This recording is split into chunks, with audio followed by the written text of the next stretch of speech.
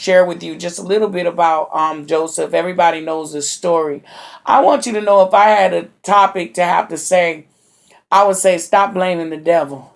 Because a lot of times people keep saying the devil did this, the devil did that, giving credit to the devil where the devil ain't got nothing to do with it. A lot of times that when we go through, it's because of God. God wants us to see him in every situation, people of God. So if just like when Joseph had the dream, okay, Joseph shared the dreams with his brothers, and you may think that no, it wasn't the right time to share that dream with his brothers, but it was. Everyone was like, how in the world that's gonna be? Ain't no way that's gonna happen. You ain't gonna be over me. No, that's not gonna happen. But even out of jealousy, they put him in the pit. Out of their hatred, their bitterness, they put him in the pit. You would think that, oh wow, they have done that thing, that it was the devil. No, it wasn't the devil. It was God. God had a purpose. God had a plan for Joseph's life, people of God. You understand what I'm saying? So even though when he was in that pit, even though he was there, you got to realize that after that, even though he was sold into Egypt, but they really wanted to kill him. But Reuben was like, no, because Reuben had a plan to go back and get him. But guess what? Even though he was sold into slavery, that still was a part of God's plan. Even though he was in Potiphar's house and Potiphar desired him, and he said no, Joseph, you got to realize Joseph still stayed in a holy place. And Joseph was saying, look, I'm entrusted with all this when he was in Potiphar's house. How in the world can I do something like this? You understand? And I want you to know, people of God, that when your heart is pure, when you are pure and your motives are right, it doesn't matter what nobody do to you. You still got to stand in that holy place. And you still got to pray for those who despitefully use you. You still got to pray for those who come against you. Because you know what? It don't always be, you be thinking it's the devil. It don't always be the devil. It could be God. Sometimes you could be with people that God's saying they're not even worthy for you to be in your presence. You understand what I'm saying? You got to realize that when God does a separation, God tell you to go, you got to separate. There's a reason why you have to separate. You understand what I'm saying? Because some people you just can't be with. Some people you just can't be around with. Some people will be more destructive to you than they will be for more help for you. You understand? So it's like even through that, what Joseph, what I heard you said, what in the world do that have to do with Joseph? Okay, let's go back to Joseph. Now, in spite of what Joseph went through, even in Potiphar's house. What I'm getting at is no matter what you go through, you still got to be in a holy place. No matter if people lie on you, no matter if people down you, no matter what you go through, you still have to stay in a holy place. You still have to stay faithful to God. Even when you don't understand what God is doing, you got to still stay faithful. And I want you to know that even in that, he stayed faithful. Even when he was put in prison, he still stayed faithful. You would think, see, God sometimes, I'm getting to that, but God have to make it look like God ain't with you for him to show people that he is. God have to look at people in your circumstances so they can say, God ain't with her. God ain't with him. But then when they look around, they'll say, oh my God, I misjudged it. Because not everything is what it looked like. That's why I said so many people blame it on the devil. Some people think because you go through certain things, you don't sin. Some people think because you went through certain things, this, that, and the other, and it don't be like that. Because you have to go through the process for God to get his glory, people of God. So even in through that, Joseph could have said, Lord, my God has forsaken me. But guess what? Even in prison, where he was in prison, God still blessed him. Everywhere Joseph went, the people got blessed. You understand? When he went to Potiphar's house, his house was blessed. When he went to prison, the prison was blessed. Everywhere he went, they kept putting him in charge. Why? Because Joseph wasn't into himself. Joseph wasn't having no pity party. He learned to be content in whatever state he found himself in. But yeah, he knew he did no wrong. But can you imagine, and you did no wrong, but you being accused anyway?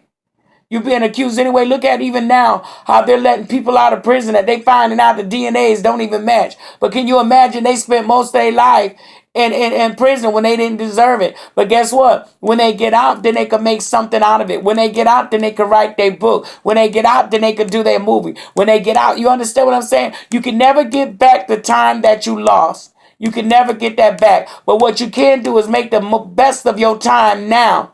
that God has given you, and not get into bitterness, not get into hatreds, not get into a pity party saying, Lord, why me? But even wherever Joseph was, he worked it. And that's how God wants us to be. God wants us to work our creativity in whatever situation that we find ourselves in. And I'm going to tell you, people of God, it's all in people. It's all in people. When you be a blessing to God's people, God will cause people to be a blessing to you, people of God. You got to get out there, meet other people, be a blessing to other people. Just like I love to prophesy, I love to minister. And you know what? I do that on a daily basis. And sometimes I go in a place I don't have to say nothing, but they know. They know. And I just thank God for that. But I want to tell you, even where he found himself at, he didn't hate God. He didn't turn his back on God. Joseph kept trusting God even in that place. When the butler came and the baker came, guess what? They had a dream. And in having that dream, God had a purpose. And in that purpose, God knew that he was going to get Joseph out. God got Joseph out by the gift of prophecy. God got Joseph out by the gift of interpretation of dreams.